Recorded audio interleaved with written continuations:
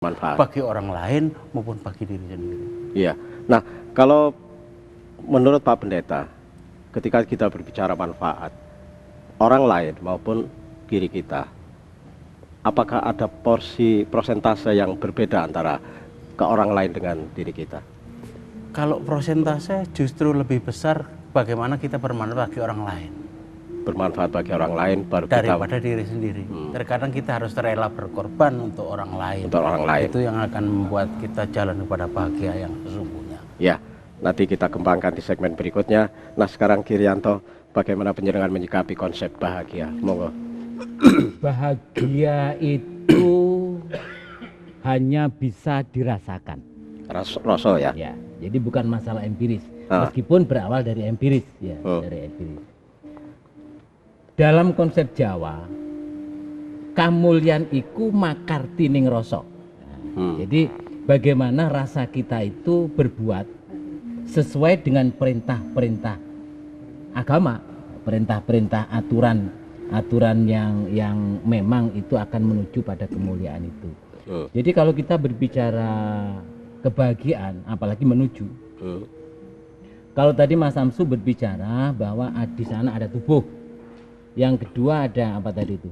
Makna tubuh, ada hati. Apa? Makna ada hati. Ya, tubuh, terus apa lagi tadi? Benak. Benak. Ada pikiran. Kalau kita balik, manusia itu punya pikiran di dalam hatinya. Manusia punya tubuh. Jadi dari sesuatu yang bersifatnya meta empiris ya, menjadi empiris. Dari sesuatu yang tidak tampak akhirnya muncul yang tampak. Apa yang tampak itu? Yang tampak ya tubuh manusia ini. Bagaimana jalan untuk menuju kebahagiaan itu? Kita memiliki kegaifan itu dimunculkan di dalam sesuatu yang empiris, yang tidak gaib lagi, yang dilaksanakan oleh tubuh ini. Tubuh ini hanya pelaksana. Kalau kita mendapatkan kegaifan datang dari sisi Tuhan, maka tubuh ini akan berjalan sesuai dengan rencana itu. Tapi apabila yang kita respon itu bukan dari Tuhan, maka tubuh juga akan berbuat sesuai dengan perintah-perintah yang negatif itu. Nah, kebahagiaan itu hanya muncul apabila rasa mampu untuk merespon sifat-sifat keindahan Tuhan, tubuh ini melaksanakan. Wujudnya apa? Wujudnya ya namanya kebahagiaan itu ya tidak bisa diwujudkan kalau punya uang banyak dan sebagainya, tidak bisa. Kebahagiaan hanya ada pada rasa. Ya, berarti tetap aja ada rambu-rambu kebenaran barangkali untuk mewujudkan satu pemikiran yang secara empiris tadi, Kirianto. Ya, jangan kemana-mana pemirsa, tetap di Titik Pencerahan.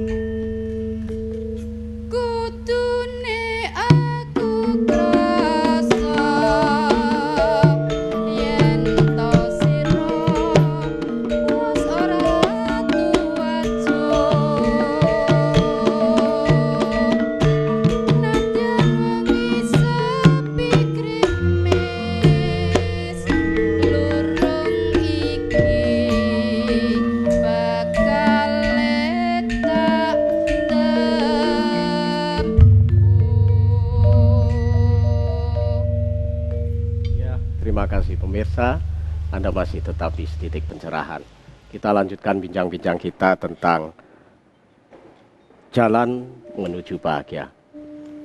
Oh ya pemirsa, tadi ada yang saya lewati bahwa Titik Pencerahan ini juga didukung oleh tim Kerawitan Dharma Budaya Eng Ankyong Malang yang selalu memberikan pengantar-pengantar tembang menarik di setiap segmennya. Ya, kita lanjutkan. Pak Pendeta, tadi di segmen tadi saya cukup menarik sekali. Penjenengan mengatakan bahwa bahagia itu kalau kita sudah memberikan bahagia pada orang lain, berarti di situ ada nilai pengorbanan. Nah, sejauh apa nilai pengorbanan seseorang harus dilakukan ketika harus mencapai bahagia? Menurut penjenengan bagaimana? Jadi pengorbanan yang harus dilakukan, terkadang memang kita banyak salah ketika apa? Ketika kebahagiaan ini memang nggak nampak, tetapi harus diwujudkan di dalam apa yang harus kita lakukan. Yang nomor satu adalah ketika kita dekat dengan Tuhan, melaksanakan perintahnya, dan perintah Tuhan menjadi sesuatu yang baik. Ya. Ketika orang itu melakukan sesuatu yang baik, saya yakin kebahagiaan akan terwujud di dalam perilakunya. Yang nomor satu, kenapa harus dia banyak mau berkorban untuk orang lain? Karena yang selama ini kalau kebahagiaan untuk diri sendiri, banyak yang salah. Baik untuk berbuat sesuatu yang dia suka, tetapi ketika perintah Tuhan itu sesuatu yang baik, sesuatu yang baik adalah ketika di firman Tuhan dikatakan bahwa ketika kamu tahu ada yang baik dan kamu tidak melakukan, itu dosa. Sehingga untuk sesuatu yang supaya kita tidak melakukan dosa, kita harus melakukan sesuatu seperti contoh dalam Alkitab sendiri, bahwa Yesus mau berkorban untuk umatnya. Dia yang tidak bersalah menjadi bersalah. Dia yang seharusnya tidak disalib akhirnya disalib. Sehingga bagaimana kita berkorban? Itu wujud dari kebahagiaan. Kalau kita melihat orang lain senang, kita akan ikut senang. Kalau orang lain bahagia, kita akan bahagia. Itu wujud daripada pengorbanan itu. Bukan malah ketika ada orang lain senang, bahagia kita merasa dengki dan iri. Itu bukan wujud suatu kebahagiaan. Karena kebahagiaan itu adalah sesuatu yang harus kita sampaikan di dalam diri ini. Kalau kita hanya bahagia tetapi kita tidak melakukan sesuatu, itu omong kosong. Saya bahagia, tetapi diam ketika ada orang sakit, ketika terjadi bencana kita diam. Itu bukan kebahagiaan. Bukan hakikat kebahagiaan itu sendiri. Iya. Nah, Ki Atmo, pendapat penjenengan monggo. Terima kasih Mas Samsu. Jadi kebahagiaan itu adalah suatu bentuk kenyataan. Jadi suatu saat kita di dalam setitik pencerahan ini, banyak kadang taruna dan muda itu bisa mendengarkan dengan baik dan ada guna manfaatnya. Itu ada kebahagiaan. Mendengarkan sesuatu yang indah itu juga merupakan satu keindahan. Untuk itu di dalam bentuk keindahan ini menurut Jawa itu adalah kasunyatan sing nyoto. Jadi sang sapane padha gelem berbuat apik bakal ngunduh pakarti sing becik. Sing berbuatnya Allah itu akan terjadi perbuatannya juga tidak baik atas ridho dari Tuhan Yang Maha Esa. Untuk itu kebahagiaan adalah suatu benda yang indah yang diilhamkan oleh Tuhan Yang Maha Esa kepada hambanya. Jadi selama orang itu melihat sesuatu kedamaian, bahagia, melihat sesuatu apa yang bisa berbuat baik, bahagia, itu namanya suatu kebahagiaan yang tidak ternoda oleh nafsu. Jadi atas ilham dari Tuhan Yang Maha Esa. Ya mungkin seperti istilah nandur ngunduh itu. Nah, menurut penjenengan, Kirianto, silakan. Iya. Kebahagiaan itu adalah rasa. Bagaimana cara untuk mengetahui sesuatu yang sifatnya gaib itu, metafisika itu, bisa dilihat dari bagaimana cara berpikir orang dan bagaimana cara berperilaku. Kalau Pak Pendeta tadi berbicara tentang pengorbanan dan lain sebagainya, Ini adalah wujud nyata, katakanlah itu diantara wujud nyata dari kebahagiaan. Maka tidak begitu gampang untuk bisa melihat kebahagiaan seseorang apabila dilihat dari perilaku, dari ucapan, apabila kita tidak hati-hati.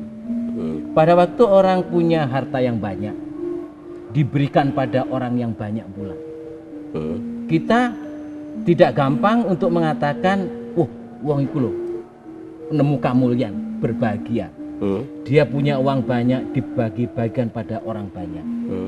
Bisa jadi dia tidak bahagia, bisa jadi dia bahagia. Ya. Nah, karena kita akan melihat bagaimana isi dari rasa itu sendiri, maka dibutuhkan sensitivitas kita untuk melihat perilaku orang yang senyatanya, katanya Ki Atmo tadi. Jadi konsep Jawa itu ada istilah abang-abang lambi, samudono, mung pantes-pantesi, gitu. Lek aku duwe akeh kuwi, apik-apike ya setitik kayak wong. Tapi ingat, iki mau abang-abang lambi. Kalau ini hanya abang-abang lambi, bukan karena perintah Tuhan, maka tidak mungkin ada kebahagiaan di situ. Ya. Jadi sekali lagi, abang-abang lambe itu apa? Seperti yang bisa pamrih itu. Lamis pantes-pantes ya. Pantes-pantes ya. Iya, samudon apa? Ya, samudon. Jadi sekali lagi, kalau kita berbicara kebahagiaan dalam pemahaman saya semacam itu. Apabila orang kepingin melihat orang berbahagia, kalau kita bisa merasakan sendiri, ya, bahwa kita tidak punya uang banyak, kita punya uang cukup, karena kita juga tidak punya hutang, mungkin begitu ya. Anak sudah SPP-nya sudah cukup, ya, kebutuhan rumah tangga cukup, ya, jadi kita berbahagia. Tapi saya sepakat dengan Pak Pendeta tadi itu, bahwa kuncinya di sini ini perilaku tadi didasarkan pada perintah Tuhan. Kalau tidak itu, saya berkeyakinan tidak mungkin ada kebahagiaan yang sifatnya terus menerus. Karena apa? Kalau di depan tadi kita berbicara jalan, orang berjalan itu kan orang mencari. Kalau orang mencari itu dasarnya kan perintah. Perintah apa? Perintah gaib. Dari mana? Ya sudahlah, pokoknya dari yang gaib. Bisa dari Tuhan, bisa dari bukan Tuhan. Kita berjalan, kita bekerja, kita mencari. Pada waktu kita masih mencari, kebahagiaan masih belum muncul di sana, karena kita sedang mencari. Tapi pada waktu kita sudah menemukan hakiki dari kehidupan ini, untuk apa sih manusia itu hidup? Ya. Toh dikatakan dalam beberapa tembang itu, berakhir bakal mulih marang alam kamulanyo, ya, akan pulang kepada alam asal kita. Kalau kita sudah menemukan yang disebut dengan alam, kesadaran kita bahwa kita nanti itu juga akan pulang kepada alam kamulanyo, di situ sudah mulai adanya kebahagiaan. Kenapa? Wujud perilaku kita itu tidak pernah lepas, kita akan pulang kepada Tuhan, sehingga perilaku kita sedapat-dapatnya sesuai dengan perintah Tuhan. Kebahagiaan manusia yang utuh sebenarnya, manusia yang sudah mampu menggapai tingkatan cinta kasih. Cinta kasih kepada Tuhan. Artinya bagaimana apa yang, maaf ya, dalam bahasa manusia itu, apa yang dikehendaki manusia itu juga kehendak manusia itu sendiri. Karena ini sifatnya alam kegaiban, perilakunya manusia itu sudah seperti perilaku Tuhan itu. Ya, yang minggu yang lalu kita berbicara ratu tadi itu. Ya. Jadi manusia-manusia yang utuh itu manusia-manusia yang mendapatkan sinar keagungan Tuhan itu sendiri. Ya, terima kasih Kirianto. Sinar keagungan Tuhan barangkali akan kita bahas di segmen berikutnya. Untuk itu jangan kemana-mana, tetap di Titik Pencerahan.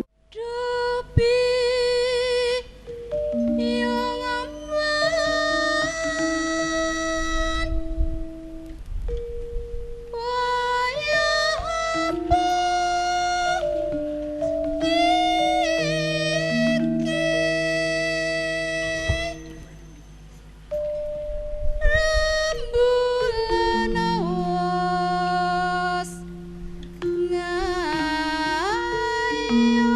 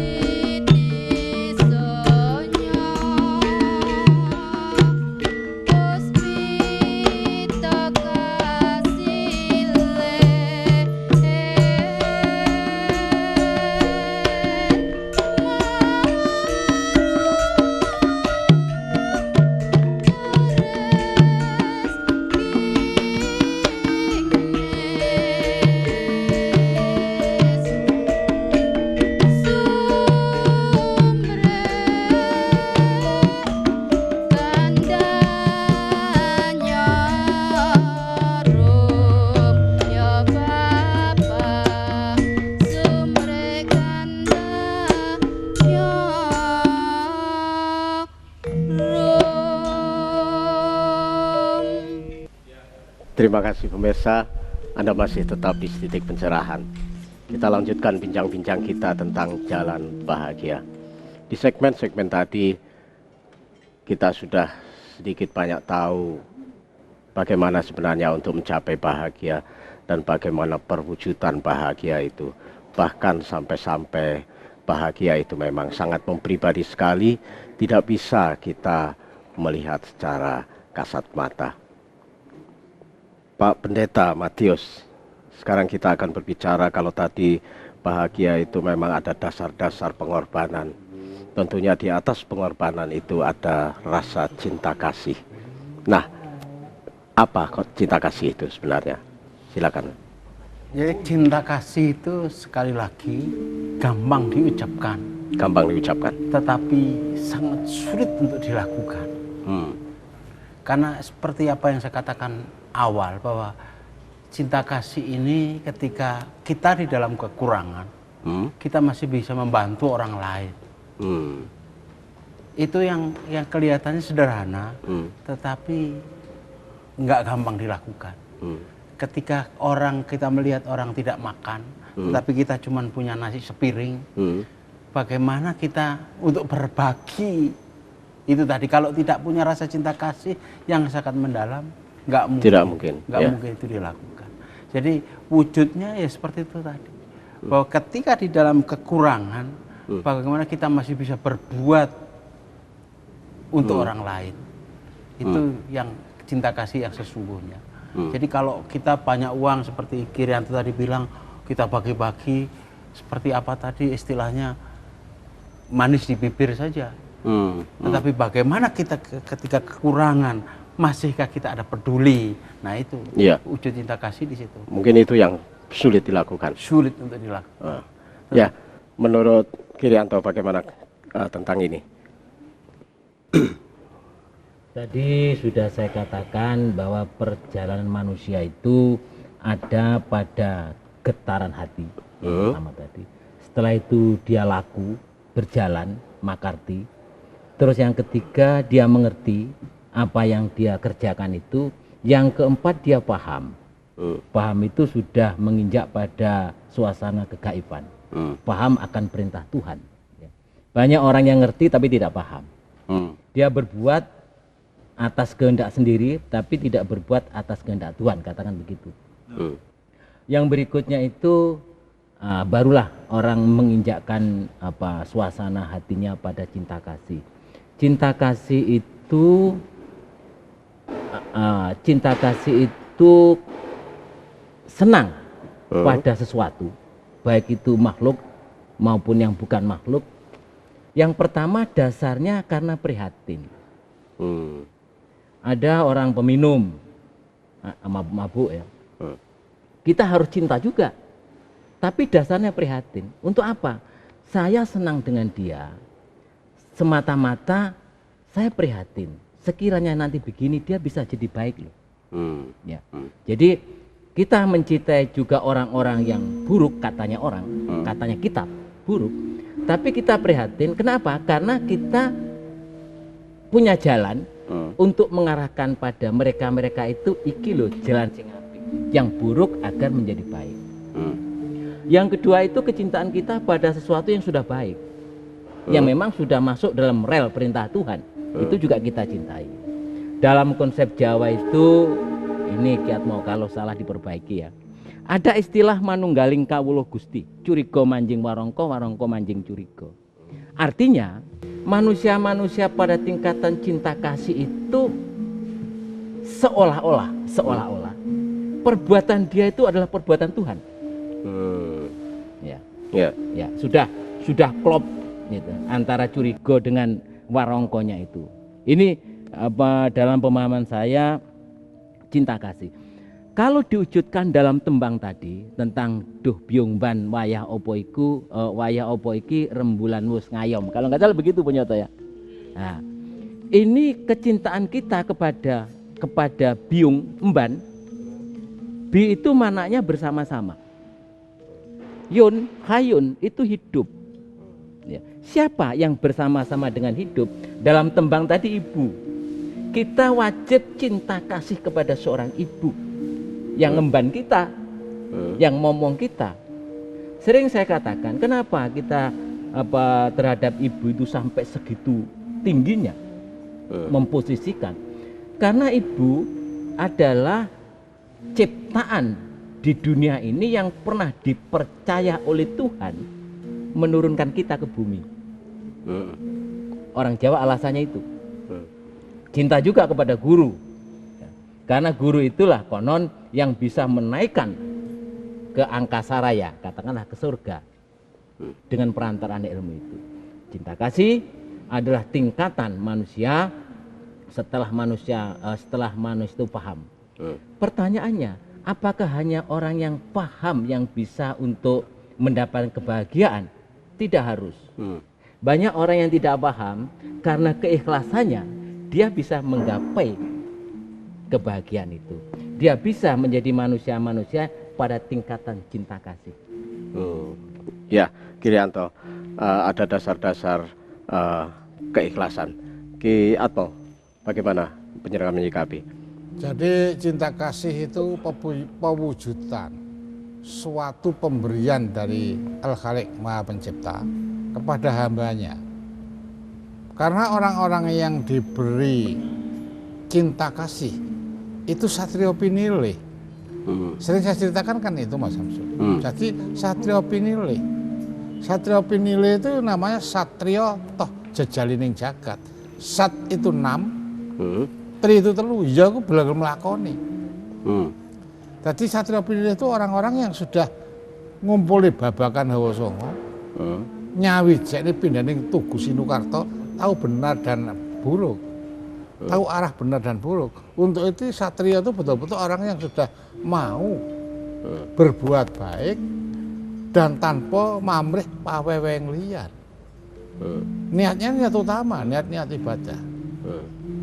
Supaya di dalam perjalanan hidup ini kita oleh Al-Khaliq Maha Pencipta, oleh Departemen Ketuhanan Yang Maha Satu mempunyai nilai karena perbuatannya itu. Ya, Giato. Nah, beralih ke Pak Pendeta, ketika seseorang melakukan tanpa pamrih, nah letak kebahagiaan di mana? Ketika kita tadi mengatakan bahagia itu untuk membahagiakan orang lain, baru bahagia untuk diri kita. Jadi letak kebahagiaan ketika melakukan sesuatu tanpa pamrih, yang biasa kita pakai sebagai ikhlas. Ikhlas, ya. Ketika orang melakukan suatu keikhlasan, ketika paling gampang ketika kita melihat orang tidak makan aja. Sekali lagi saya sering mencontohkan, kenapa sih kok makan? Ketika kita tahu orang itu tidak makan, kita ada yang untuk kita. Ketika kita bisa memberi dia, maka kebahagiaan itu akan terlihat bahwa keikhlasan dia sangat-sangat mendalam. Sehingga ketika melihat orang lain senang, ketika melihat orang lain senang, itu ada kebahagiaan. Tetapi manusia kan rata-rata justru ketika orang lain itu senang, mesti nggak senang. Ya. Itu yang terjadi. Makanya seperti apa yang kita lihat ketika melihat sesuatu orang lain atau apapun itu senang. Saya yakin dalam setiap segi kehidupan, mau melihat binatang, kayak tumbuhan, mereka akan tetap memelihara. Mau mengorbankan sesuatu untuk itu, demi kebaikan yang Tuhan ajarkan kepada umatnya. Itu. Ya, Girianto, penyerangan tadi mengatakan bahwa belum tentu seseorang yang kelihatannya selalu memberikan itu bahagia. Kalau dihubungkan dengan apa yang dikatakan pendeta ini tadi tentang keikhlasan, apakah itu juga bisa dideteksi kebahagiaan-kebahagiaan seperti itu? Bisa. Maka saya katakan caranya sensitivitas hati seseorang untuk mendeteksi bahwa itu ikhlas atau tidak ikhlas. Kalau kita berbicara ikhlas, ya sifatnya metafisikal lagi. Gitu. Apakah orang itu ikhlas atau tidak ikhlas? Tadi ada kata-kata yang dikatakan pamrih dan sebagainya. Jadi dalam konteks Jawa itu tan karem paweng lian. Itu artinya orang tadi itu esensinya dia lebih suka memberi daripada dia menerima. Ya, jadi Girianto suka memberi dan daripada menerima, kita lanjutkan di segmen berikutnya, dan pemirsa jangan kemana-mana, tetap di Titik Pencerahan. Aning ratri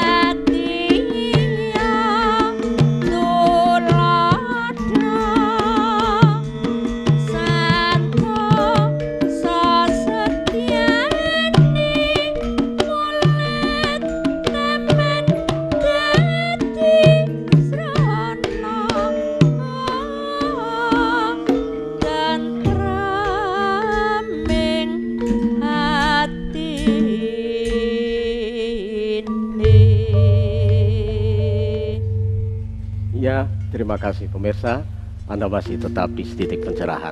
Kita lanjutkan bincang-bincang kita tentang jalan bahagia. Kalimat terakhir di segmen tadi cukup menarik, yaitu suka memberi daripada menerima. Seperti halnya lebih baik tangan di atas daripada tangan di bawah. Nah, bisa dilanjutkan, Kirianto, monggo. Hubungannya dengan kata-kata itu, kalimat itu, Ya. Jawa itu ada kata-kata drengki serai jail metakil dahwe nopen. Ya. Apa itu? Ya.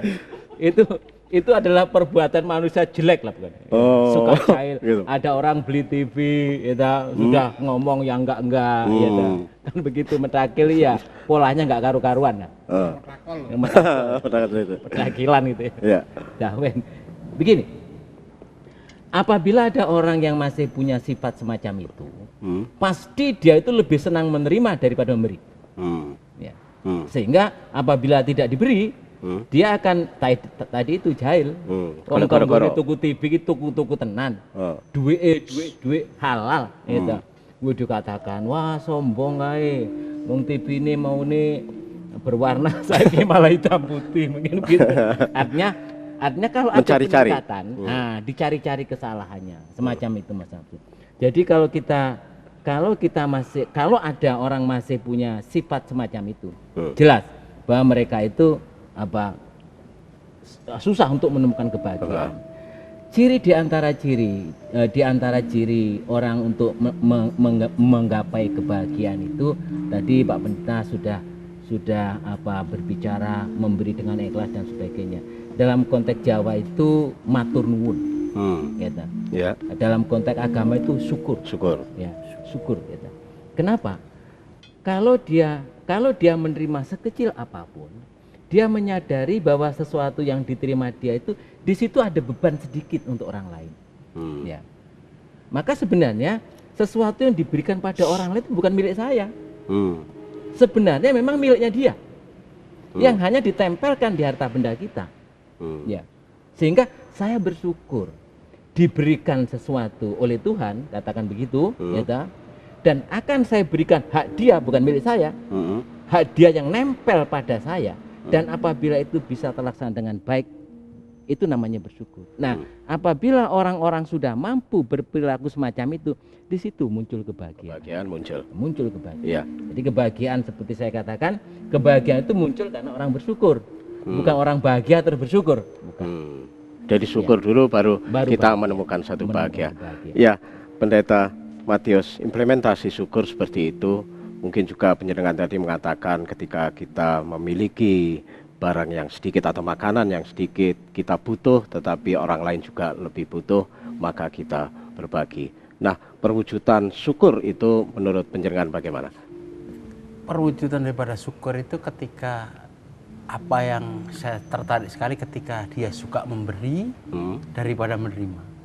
Di salah satu ayat di Alkitab yang saya pahami ada mengatakan bahwa ketika tangan kanan memberi, tangan kiri tidak boleh tahu. Itu sangat mendalam. Karena apa? Yang sekarang itu ketika memberi, beritakan. Yang terjadi kan seperti itu. Itu bukan suatu jalan kebahagiaan dan keikhlasan dan rasa syukur. Tetapi ketika memberi tidak ada orang yang tahu. Itulah rasa syukur. Karena rasa syukur itu bukan kepada orang, tetapi kepada Tuhan. Dan itu kita akan mencapai sebuah kebahagiaan. Kebahagiaan yang luar biasa. Jadi yang sekarang kan beda. Ketika memberi, beritakan. Ya, itu nggak ada artinya. Pemberian itu tidak bermakna pada suatu rasa syukur dan kebahagiaan itu. Tetapi ketika memberi itu tidak ada yang tahu. Bahkan kalau tadi adalah tangan kanan memberi kiri tidak boleh tahu. Itu sangat mendasar. Sehingga ketika kita melakukan sesuatu, kita hanya bersyukur bahwa saya masih bisa memberi karena Tuhan yang senantiasa melimpahkan kepada saya, bukan kepada orang. Itulah rasa syukur yang sesungguhnya. Ya, Pak Pendeta Ki Atmo di segmen terakhir, monggo. Terima kasih Mas Samsu. Jadi rasa syukur dan kasih itu betul-betul nikmat dari ilham dari Tuhan Yang Maha Esa. Suatu contoh misalnya, sekarang Tuhan Yang Maha Esa itu memberikan contoh-contoh tokoh-tokoh terkemuka. Contoh pendeta, para biksu, para kiai, para ulama, para wasis. Itu kan diberi keistimewaan supaya menolong. Itu kasihnya Tuhan kepada hambanya. Adapun di dalam kawianan apa yang diberikan kepada para pendeta, para biksu, para ulama itu betul-betul datang kecintaan Tuhan kepada hambanya. Tapi yang hambanya itu kalau sudah dikatakan oleh pendeta, oleh Pak Rianto tadi, yaitu sepi ing pamrih rame ing gawe. Gitu. Kalau sepi ing pamrih rame ing gawe, sepi ing pamrih itu namanya satria atau jajaran jagat. Jadi dia berbuat itu semata-mata atas ridho dari Tuhan Yang Maha Esa, diberikan kepada orang lain supaya ada guna dan manfaatnya.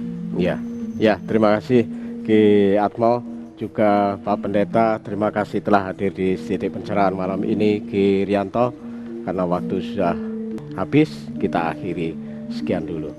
Ya, pemirsa, akhirnya saya Samsu beserta seluruh kerabat kerja Dharma TV yang bertugas dan tim Kerawitan Dharma Budaya Eng An Kyong mengucapkan terima kasih atas perhatian Anda. Sebelum saya mengakhiri seperti biasa, akan saya bacakan kalimat bijak yang bisa kita tarik hikmah bersama. Orang baik membuang kemelekatan terhadap segala sesuatu. Dan orang suci tidak membicarakan hal-hal yang berkenaan dengan nafsu keinginan.